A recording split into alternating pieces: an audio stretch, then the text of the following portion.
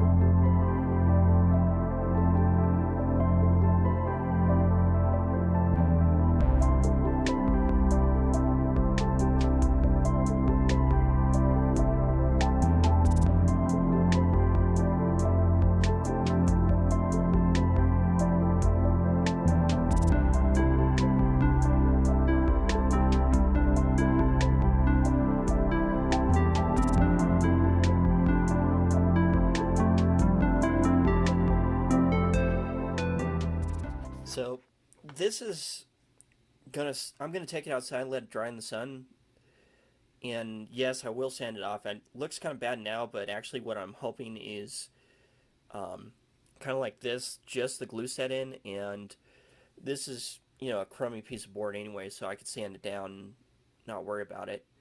Um, but already the glue is starting to get a little tacky on the inside of all the engravings that were filled. So definitely hopeful. Um, see how this works. So after letting it dry for a few hours, the glue definitely has contracted into the wood, and from afar, it actually looks pretty good. I'm still going to sand off the top and see if I can get the wood just to show up. Do need to practice this because up close it does kind of bubble up. Kind of fill that in, but shouldn't be too bad. And once I sand all this off, that'll look a lot better. So this time when I filled it in, I did use some of the syringes again. But actually what I found is just using like a bamboo skewer and just kind of working it in. There's a technique called colostomy, or colostomy, something like that. But it's a technique used to like make police badges where they put like glass-filled glue on the badges and then they bake it in so that way the actual infill on it is glass. So I just had to go around and work it in, and already the glue is contracting and shrinking in. Probably won't be able to see it. Yeah, so you can see it a little bit here that it's starting to dip a little bit. So as the glue dries, it actually contracts in, and so this is basically a second fill to try and fill in some of the gaps. I'm going to call it after this and just sand it down. Did put some tape around a couple edges, just big edges, so I wouldn't have to do as much. But like right here where the blue was, where I really packed in the mix, really came out as a solid color, which is what I wanted, and as a solid fill. And so I just had to touch up some spots here on Duke Nukeum's glasses and a little bit of his chest. And you notice over here it has kind of a scar. This actually was a miscut. The board shifted really bad, so I had to. So this side turned out perfectly good. This side's pretty much my hack idea.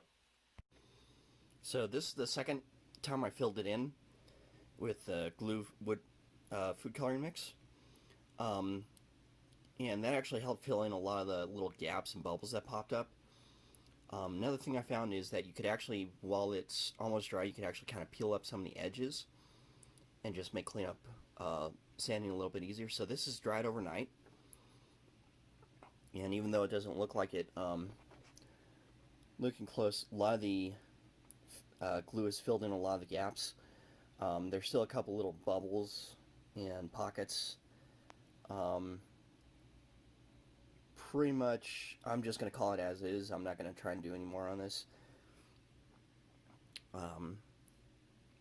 So you could see just the idea of using different colors to fill in gaps of even just school glue and food coloring will work. And so this would be a fun project for kids where you engrave something and they color it in. With this, you could also do the Woodfill trick where you use sawdust. That's actually what I did over here. So with sanding, this came out really good, so I'm going to sand the other side as well. See how that looks. Okay, so after some sanding, sanding and brushed it out. So could do some more, but I didn't want to spend too long on this. But yeah, all the infill feels fairly smooth against the surface. This got pretty deep, so maybe in the future, maybe treat the wood before sanding. Maybe put a little vegetable oil over these spots before you put it on. And this got pretty deep into the wood here, so I was just going to end up sanding a lot way if I didn't stop. But you can use 3 different colors to infill wood engravings. So this would be handy if you don't want to mess with messy epoxy, or if you just have some CNC projects and you just want to have fun with them. Let your kids play with wood glue and fill it in. You could use Titebond like what was used here, but this is just more expensive. So, 2 different ways to fill in your CNC cuts.